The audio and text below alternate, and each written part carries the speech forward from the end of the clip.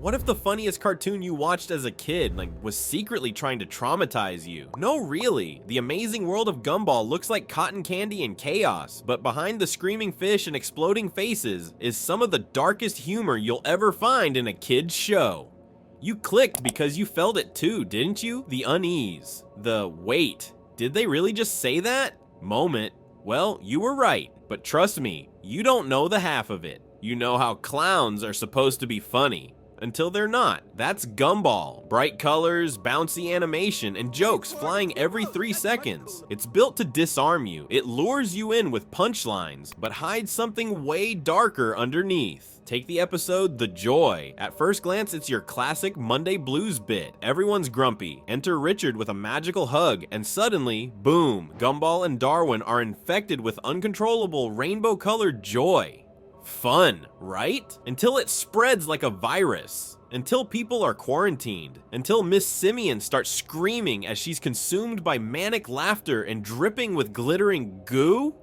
It's like someone turned a zombie movie into a Lisa Frank nightmare. And that's the thing, the show doesn't just use humor, it weaponizes it. Happiness becomes invasive, joy becomes horrifying. It flips a switch in your brain, like why does this feel wrong? When everyone's smiling, maybe because some jokes aren't meant to make you laugh, maybe they're meant to make you nervous. Remember the puppets? It starts out so innocent. Gumball and Darwin find some old puppets in the attic. Darwin, being Darwin, instantly names them Frank and Howdy and starts doing silly voices. Classic cartoon setup, except it doesn't stop. He starts wearing them, bathing with them, talking to them like they're real. And when Gumball tries to intervene, the puppets attack him. No, really, they crawl out of the trash with new voices and claim Darwin is no longer with us. He's in their world now. This is supposed to be funny, but the moment Gumball enters the puppet world, the episode becomes pure psychological horror. The setting is bright, sure, colorful houses, smiling toys, but it feels off. Like walking into a dream where you know something's watching you. You've seen Don't Hug Me, I'm Scared, right? Now imagine it animated for children, aired on Cartoon Network, and somehow darker. But what if the real darkness isn't in the visuals at all? What if it's in how these characters break down? Gumball isn't just a show about chaos. It's a show about losing control. Take the dream. Gumball wakes up furious because Darwin stole his girlfriend in a dream. It's silly, right? Except it's not. He becomes obsessed. He spirals. He lashes out in real life. And every time reality tries to slap him awake, he digs in deeper. That's not just jealousy. That's delusion. That's paranoia. That's insanity. Wrapped in cupcakes and bright cartoon colors. Same with the downer. Gumball wishes everyone would disappear so he can finally be alone. The show grants that wish. Suddenly Elmore is empty, silent, abandoned, and Gumball at first celebrates, eating trash, screaming in the streets, doing whatever he wants. But then it sinks in. The silence isn't peaceful, it's wrong. The town is decaying. The music warps. The joyful burger is now Misery Burger. And when Gumball's face contorts in the shadows, whispering things he never meant to say, you start to wonder, is this even a cartoon anymore?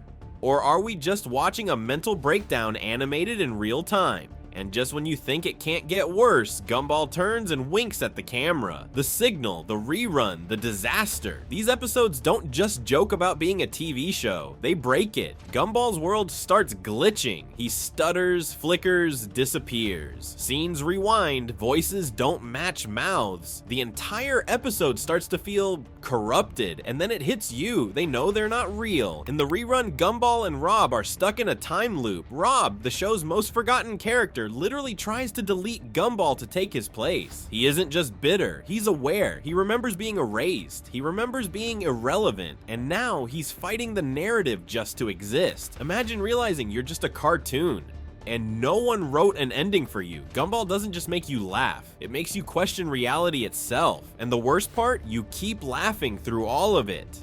Because somewhere deep down, you relate. This was never just about talking fish, sentient puppets, or banana people screaming in hallways. Gumball hits harder than that, because beneath the chaos, it quietly holds up a mirror to us. The real reason its darkest jokes stick with you long after the episode ends is because they tap into feelings we don't often talk about. Feelings that live just under the surface. It's about losing control in a world that keeps moving without you. About the fear of being forgotten, even when you're still in the room. It's about using humor as a shield, laughing through pain, smiling through confusion, cracking jokes just to keep from cracking entirely. We've all done it, faked a smile in front of people who didn't notice something was wrong, gone through routines that felt designed by someone else, looked around and wondered if anyone was really there, or just going through the motions. That's what Gumball captures, not with dramatic speeches, but with absurd jokes, distorted faces, and cheerful mayhem. It never points and explains. Instead, it sugarcoats the existential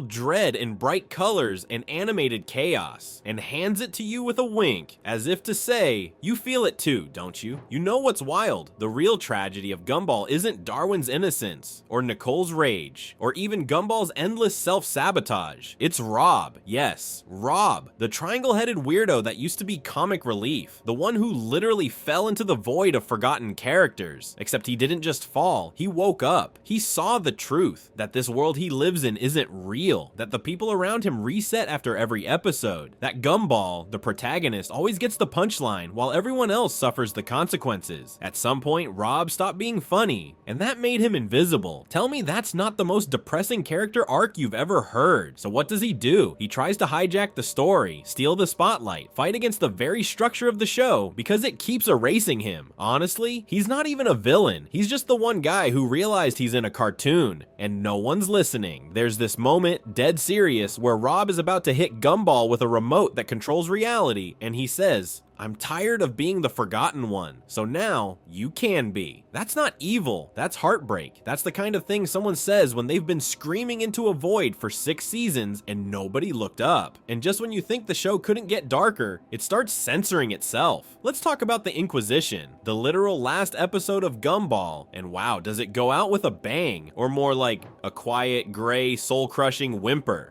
Here's the setup. A mysterious education officer shows up and starts changing the school. Not by blowing it up, not by replacing everyone with robots.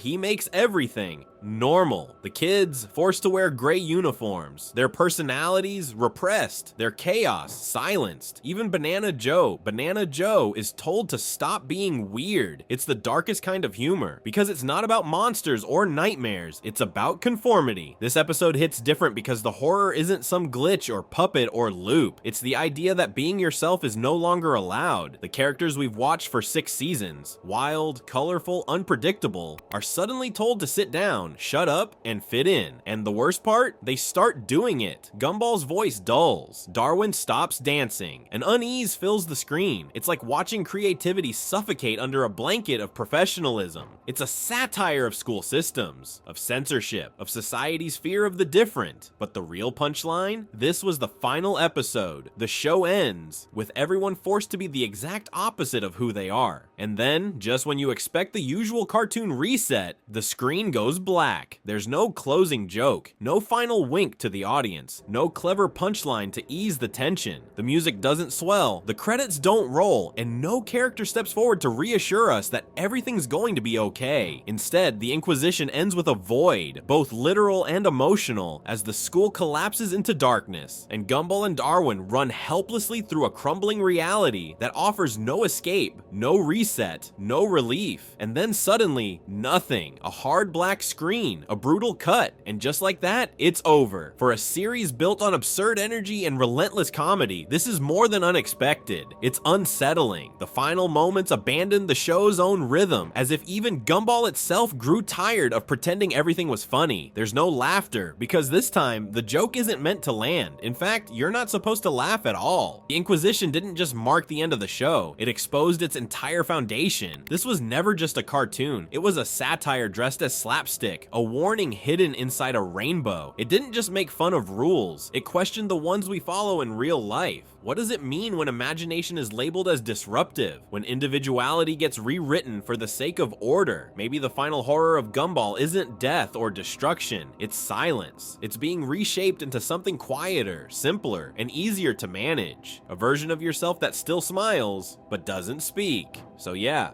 maybe Gumball's just a goofy cartoon, or maybe it's the most disturbingly honest show ever made for kids. And now that you've seen what's behind the humor, try laughing the same way again. Thank you for watching, and I'll see you in the next one.